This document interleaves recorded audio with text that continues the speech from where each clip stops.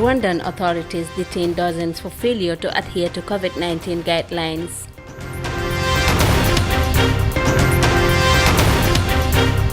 COVID-19 cases increased to 35 at Greece's largest migrant camp. News Desk starts now with Julden Jaisware.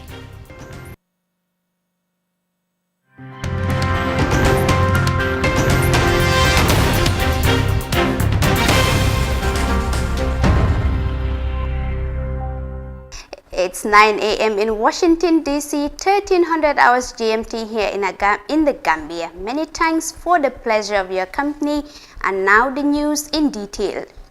The idea to change a single sub-regional currency for the economic community of West African states has faced a lot of setbacks, with countries failing to meet convergence criteria, but also controversy as English-speaking ECOWAS members criticized plans in January by French-speaking member states to change the CFA Francais name to ECO. Our Makalo has more of that in this report. Leaders of the sub-regional economic bloc ECOWAS have postponed the launch of the single currency, the ECO, that was scheduled to be in circulation this year. Member states agreed to push the launch at an unspecified later date when leaders met in Niger for the 57th Ordinary Session on Monday. Last year, the 15 heads of state and government of the Economic Committee of West African States agreed to launch the new currency in January 2020. Several West African countries, including the Gambia, are struggling to meet the very criteria they set for themselves before the single currency enters the sub-region's financial markets.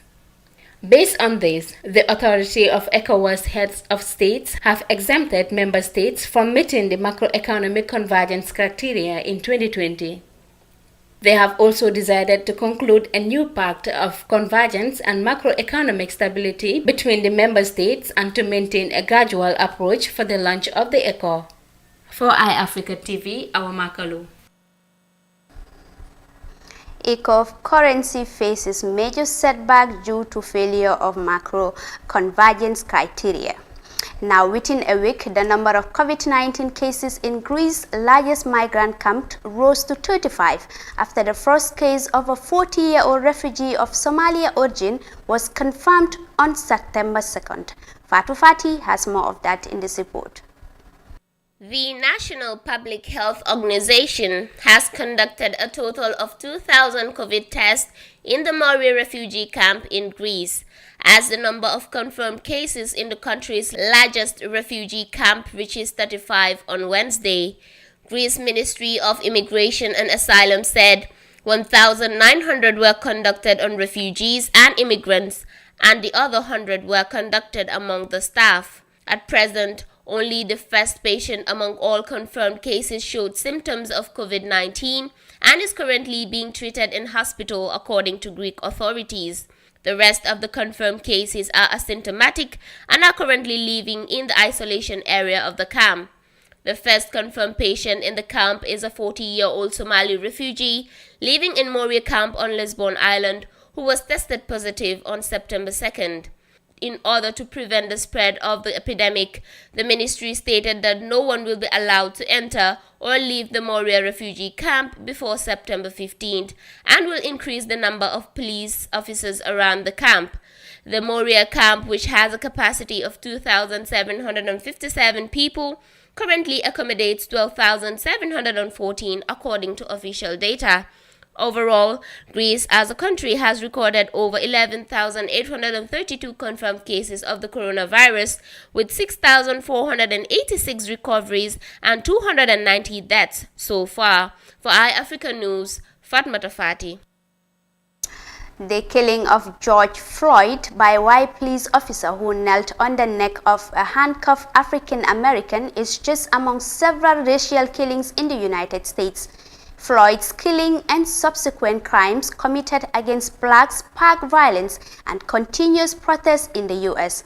On Sunday, hundreds of people gathered on Rochester Police Department to protest after a video emerged of the late Daniel Pruitt being manhandled by the U.S. cops, resulting to his ultimate death.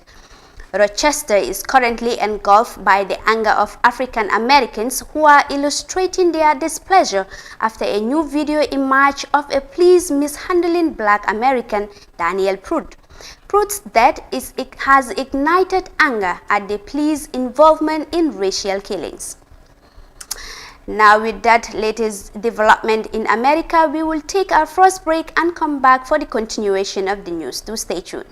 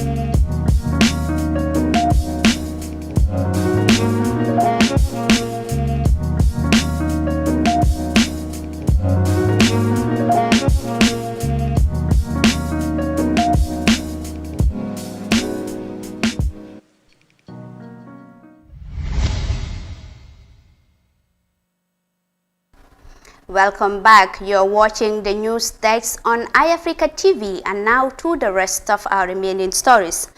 Dozens of people have been temporarily detained at the stadium in Kigali due to their failure in adhering to the COVID-19 preventive measures. It is reported that the locals have continued to disregard the World Health Organization guidelines, which included the wearing of face masks and exercising social distancing at public places. Officials in Rwanda have put in place strict measures to cope the spread of the virus by imposing monetary fines ranging from $12,000 to $30 rather. However, some detainees have promised to adhere to the regulations upon their release from detention. More of that in this report.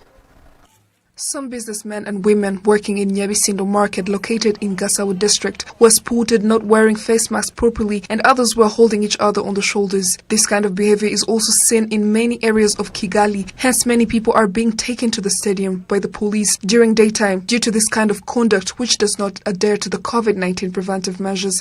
It's been 5 days since Kigali officials announced punishments for those who disobeyed the measures put in place to fight against coronavirus, though some of the locals have been hesitant to follow them, hence facing these punishments. I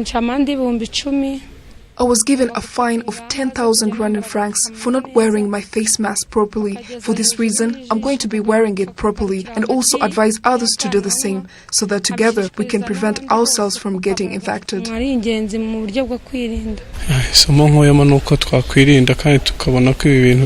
This punishment has taught me a lesson, to not take these measures lightly and wear my face mask properly, because now I had to pay this fine with money I had planned for other purposes. On 3rd September 2020, during the Kigali officials meeting, various punishments were decided on to being administered to locals that do not adhere to the COVID-19 preventive measures. These punishments include a fine of 10,000 Rwandan francs for those who do not wear a face mask properly and those who exceed the 7 p.m. curfew. The biggest of all is 150 Rwandan francs to one that has opened up his or her bar for business. As for the people who will be caught inviting others over for house parties, birthday parties, bridal showers, and any other sort of gathering, will be charged with a fine of 200,000 Rwandan francs, while each person that was invited will be charged 25,000 Rwandan francs. These charges may exceed to over 1 million Rwandan francs for commercial buildings that have not adhered to the COVID-19 preventive measures. The mayor of Kigali, Prudence Uwingisa, says there will be no mercy for anyone who is caught not adhering to the COVID-19 preventive measures. Hence, people that won't afford the fine will be dealt with according to the law.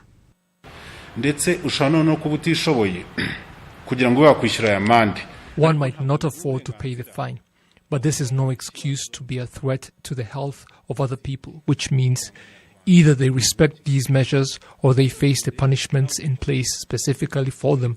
And those who think they can get away with it because they can afford the fines, well, the government of Rwanda has made sure that there are laws put in place for them.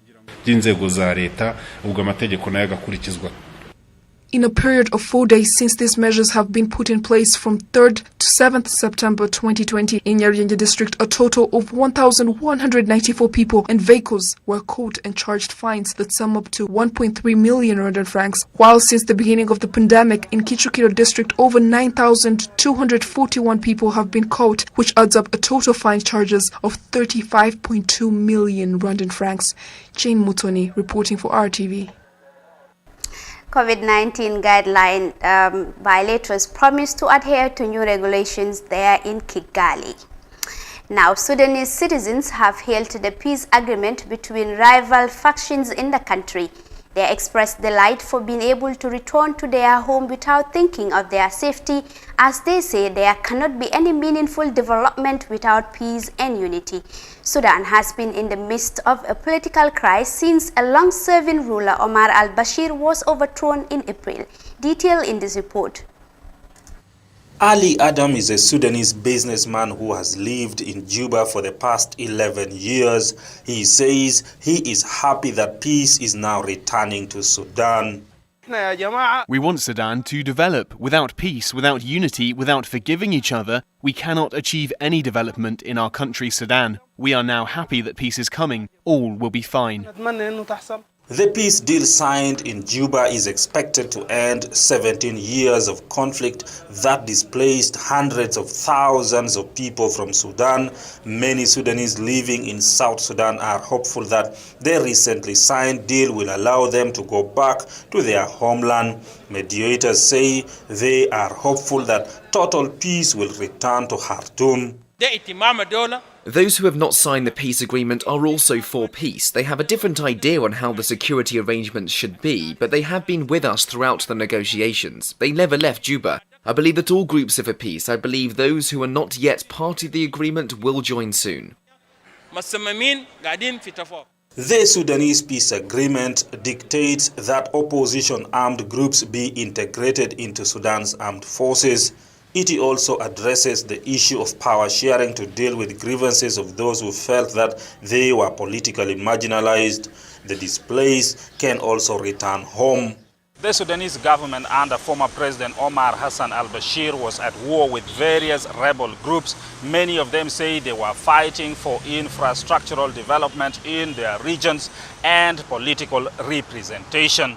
The current peace deal still does not mean the war has ended. Two rebel groups are still rejecting it. They are demanding the creation of a secular state in Sudan rather than an Islamic state. They are also rejecting the integration of their troops into Sudan's armed forces for at least 20 years. Sudan's government says it is engaging the groups in negotiations in Ethiopia. We're ready to have discussions with groups who did not sign the peace deal. We want to address concerns of all groups in Sudan. We want the problems of the Nuba Mountains and Darfur to be resolved so that there is total peace in Sudan.